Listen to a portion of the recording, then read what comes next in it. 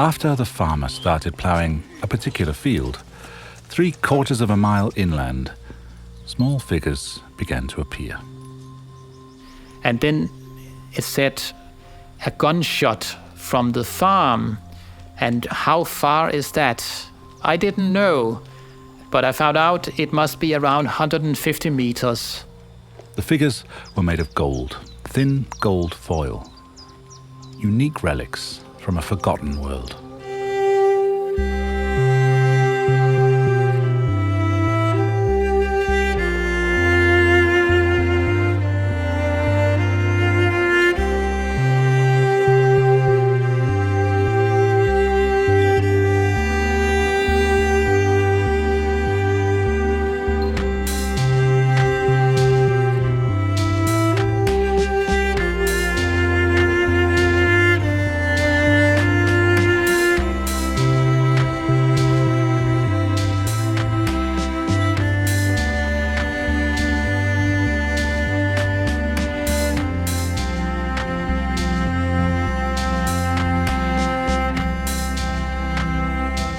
You're listening to the third episode of The Road to Archaeotourism, a podcast series about the complementary possibilities of tourism and archaeology in the Baltic region.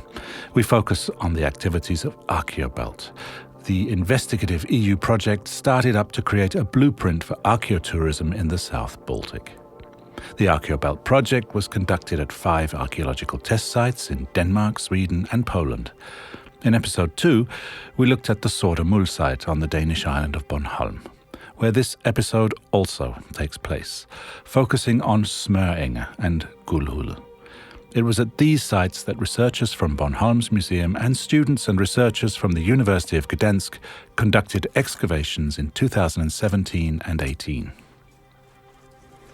Episode 2 of this podcast talked a lot about the gold foil figures known as guldgruber found at Sortemul.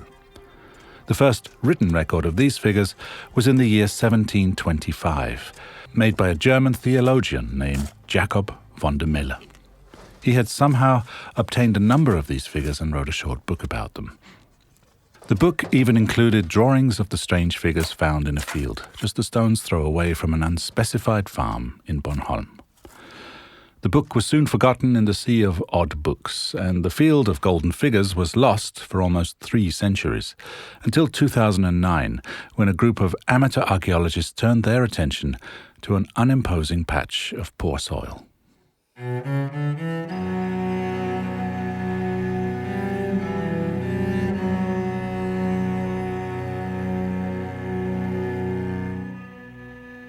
We were 3 persons in this field, and after a while, I went my own way. I went out in the field, and my 2 colleagues, they were near this water where we were told there was a chance to find something made of gold. So they tried with their metal detectors, and after a short while, I heard them yelling at me to come and take a look at something. And they had found a very lovely piece of jewelry, or what you say. Yeah, it's a pendant, you may call it, yeah. And the first guldgruber, gold foil figures. And when I saw this, I knew, it must be the right place. As described by René Larsen of Bornholm's museum, the enigmatic location of the first gold foil figures had been a point of interest for quite some time, and after several failed attempts, they finally seemed to have found the right spot. When we took our break, we had our coffee and lunch, we sat near the road, and then there was a half marathon coming by, and all these people running, we were clapping our hands every time because they thought we were doing for because we wanted to, cheer them up, but it was because we were so happy. So, strange feeling. A strange feeling indeed. Passing by this place on the narrow country road, you would hardly consider it more than a small area covered mostly by scrub, surrounded by cultivated fields and grazing cows. In the Iron Age, however, it would have looked a lot different.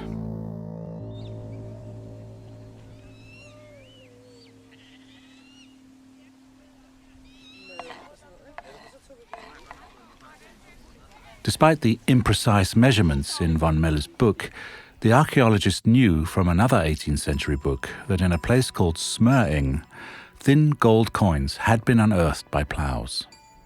Smørenge translates as a butter meadow, indicating a place of richness. I gamle ordbøger, der betyder ordet smør også bare rigdom. På samme måde som man taler om fede jorder. As archaeologist Flemming Cowell from the National Museum of Denmark explains, old dictionaries simply define the word butter to mean wealth. So while butter and fat have been sources of value and wealth for a long time, the smør in Smørenge can also simply mean that this is a rich meadow. Så Smørenge kan faktisk betyde de rige enge, det rige sted. The archaeological richness of the sites, as René Larsen of Bornholm's museum details, had been known since the 1800s. Smørenge, det er jo en velkendt jernalderlokalitet. A few gold foil figures had been uncovered in the area, along with glass beads and other finds. So it was well established that a rich Iron Age settlement had once existed at Smørenge. But it wasn't till the early 1980s that archaeologists began to zoom in on the location in earnest. As in many other places, local amateur archaeologists had scoured the fields with sharp eyes and metal detectors. As at Sortemul, the finds indicated beautiful glass beads, hundreds of Roman coins, including the largest hoard of denarii found in Denmark, along with the occasional piece of gold, brooches, bones, pottery shards, and the remains of fire pits. However, only 3 gold foil figures and what looks like a bear had been found during these investigations.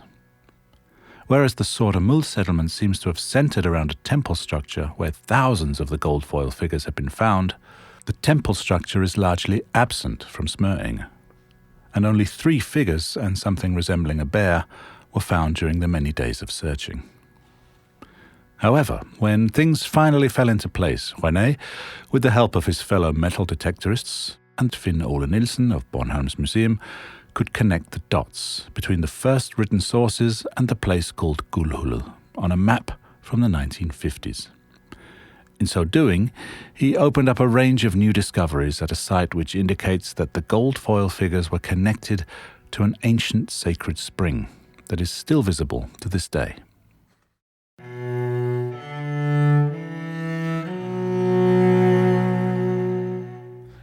Very close to this pool of water, we have a 600-meter long row of triple pits with burnt stones that indicate that here has food been made by the heated stone, where you can, in these pits, cook food of different kind, in particular meat. And these cooking pits indicate that very close to this pool, where offering has been made, there has also been made and eaten ritual meals. That means that it is not just a solemn offer of one person going to the pool with his guldgubbe, but the healing and good of offering the guldgubbe can have been multiplied by being part of larger rituals here. Then, further up the hill, you have the settlement from the same time, and that seems to be a rows of farms lying relatively closer than the farms do today on Bornholm. So you have here a fantastic place where you have all the elements in the landscape, in, so to speak, a ritual landscape. Uppermost, you have the village proper. Then, on the way to the village, you have the row of cooking pits showing some sort of ritual meals has been eaten on the way to the most sacred place, namely this sacred well where the fine gold figurines has been offered more than 1,000 years ago on this very spot. Rather than being situated in the center of the large settlement, like the temples in Sortemul and Upakra, Gullhulle not only has a completely different physical makeup, but its types of gullgrupper are unlike anything found at Sortemul.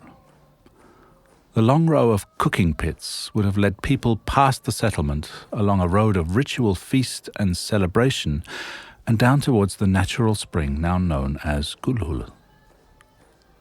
From the last fire pits, a 6-meter wide cobbled road leads the ritual's participants the last 50 meters down to the edge of the spring itself.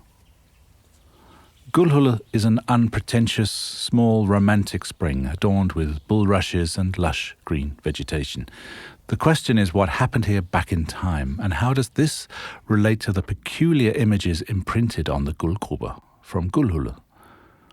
Already in his drawings from 1725, von Meller captured one of the unique types found in 4 of the 20 gold foil figures he describes.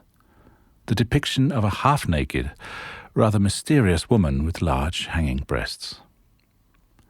Archaeologist Margrethe Watt, who conducted the first excavations at Sortemul in the 1980s, sees a different story depicted in the iconography at Gullhulle compared with the imagery found at Sortemul.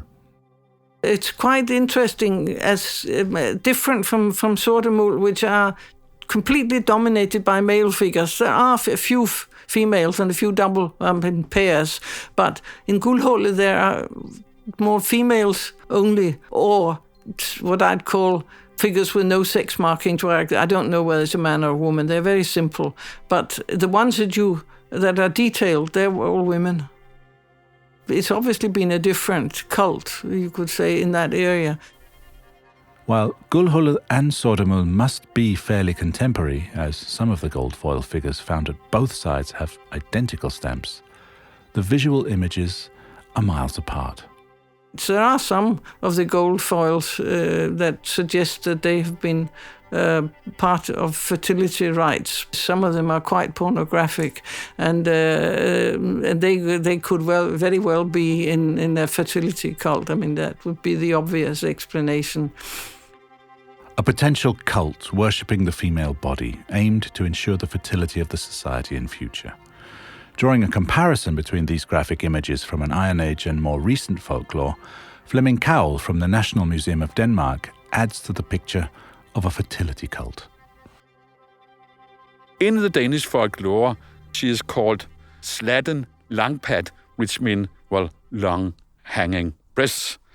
And it doesn't necessarily mean that it is an ugly person, because it has been suggested that these long hanging breasts, it is simply because she have given birth and milk to so many children. So it could as well be a positive fertility symbol, these hanging breasts.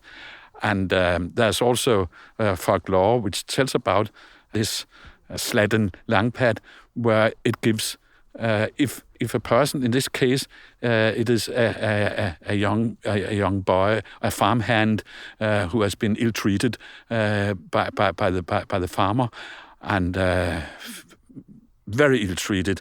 So suddenly he is offered to drink milk from the tits of Sladden Langpat, and that gives him enormous strength, and he can go home and knock down the farmer and take over power on the farm.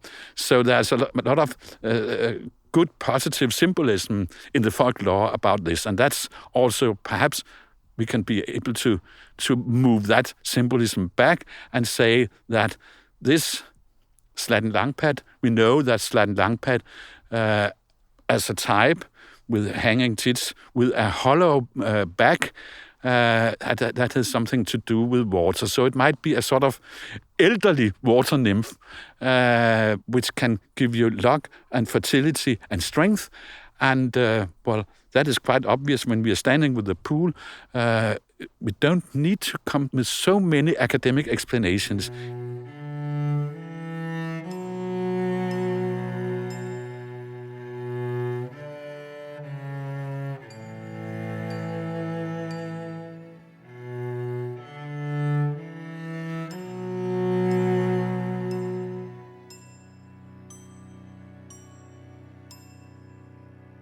As Cowell points out, one of the gold figures found in recent years has a unique feature.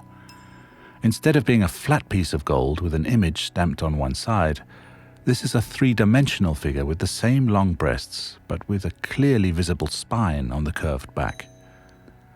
In Scandinavian folklore, female elves, or hulder, are often said to have a hollow back and sometimes appear to seduce and deceive men, making them go insane or die. Rather than form a coherent picture, the female figures perhaps tell different narratives. Looking through Norse sagas and folklore, you'll find references to a collection of various similar beings connected to specific places, fertility, water spirits, and ancestry.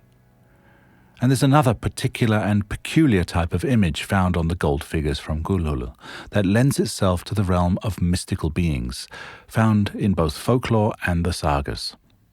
The troll.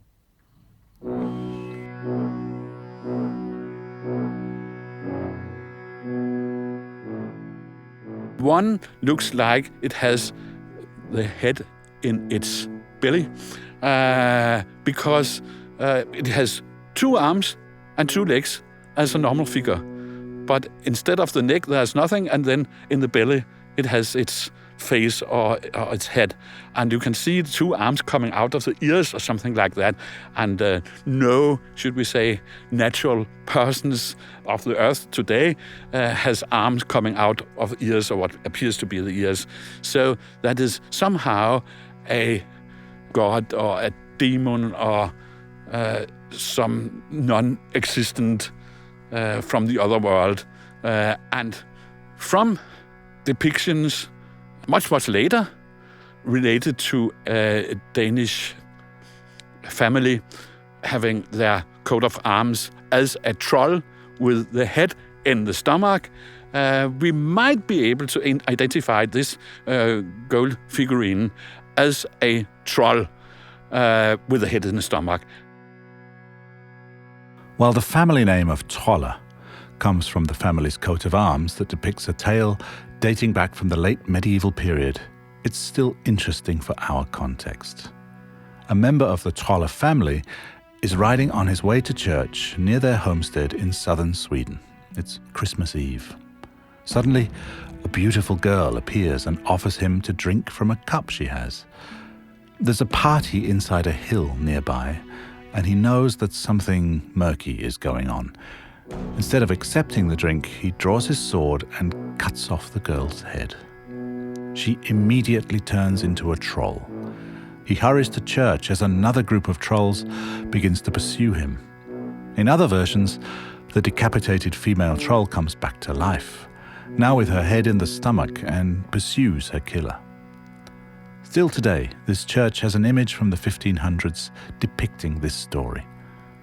Of course, the story comes from a period much later than the period of the gold foil figures, but it might be a reworking of an earlier story, and this possibility allows us to risk an interpretation of what kind of creature the deformed figures from Gullhulur in Smørenge might be.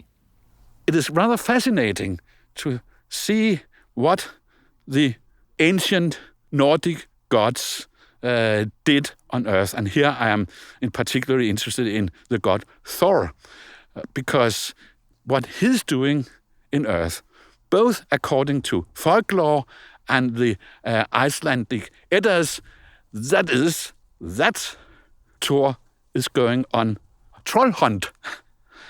And then the trolls, they are being hit by the lightning, kaboom, and the trolls has become, victims of Thor. As trolls can cause disturbance in the worlds of both humans and Norse gods, you might say that Thor and humankind are somehow allied in the struggle against them. Wherever lightning strikes with roars of thunder is where the trolls are. That means that if you make an offering of a troll guldgubbe, then you can tell Thor that you somehow has caught a troll inside the gold foil, and then you can drop it in the pool here, and then Thor will not try to find trolls in your farm, causing the farm to make fire. So you can say that if you offer a troll guldgube here, you give a troll to a symbolic golden troll to Thor, and thereby you have the best fire insurance, they believed.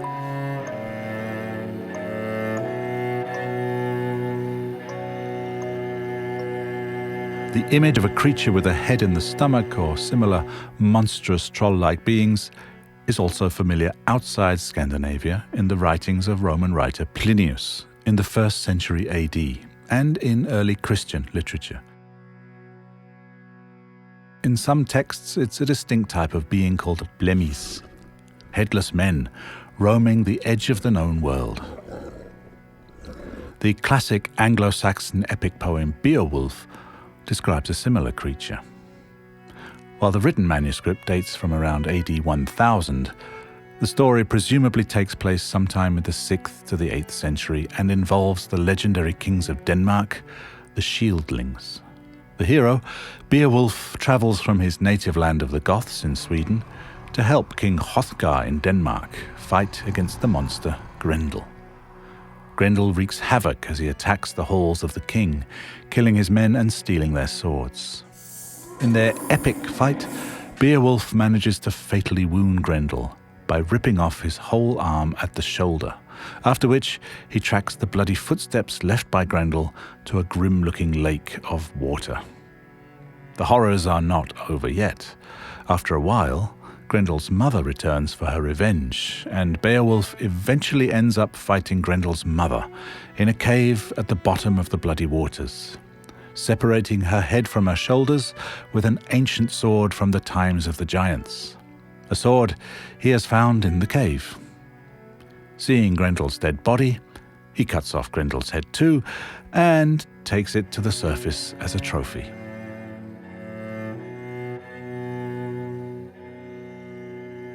Females with hanging breasts and hollow backs, mysterious creatures with no heads on their shoulders, pools of water. If and how it might all be interrelated is still uncertain, but engaging as sagas, old legends, and more recent folklore might offer a potential interpretation.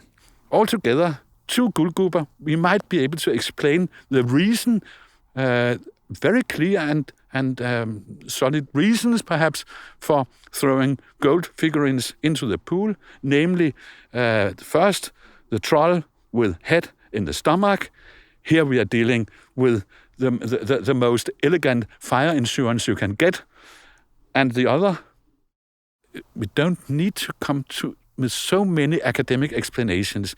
If we believe that through folklore that this figure has to do with strength and fertility and plentiness, well, then there's a very good reason, so to speak, to buy a guldgube at the priest and then drop it in the pool here. Perhaps even the water itself, like Slan Langpat's milk, even the water itself might have had or they have considered in the RNAs that it has healing capabilities so that you get healthy and strong and avoid diseases by drinking the water. What is at the bottom of Guldhullet in Smørenge is still unknown. Perhaps many more offerings of guldgruber and other items steeped in mystery and magic. That will be for future archaeological excavations to uncover. This was the 3rd episode of The Road to Archaeotourism about Guldhullet in Smørenge on Bornholm. The next episode takes us to the homelands of both Beowulf and the aristocratic Trolle family, to the large settlement of Uppåkra in southern Sweden.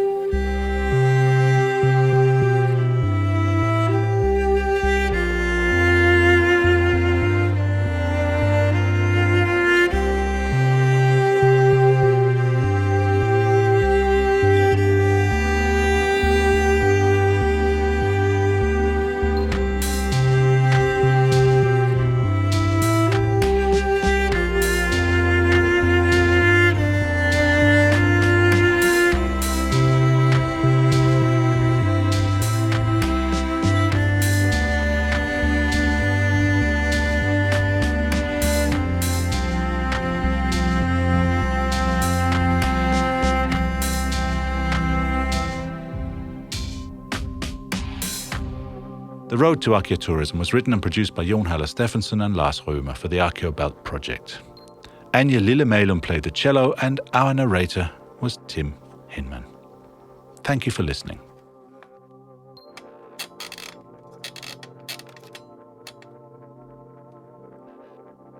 The Archaeobelt project is co-financed by European Development Fund with the Interreg South Baltic Programme 2014 to 2020, and by the programme of the Minister of Science and Higher Education entitled PMW 2014 to 2020/2021/2.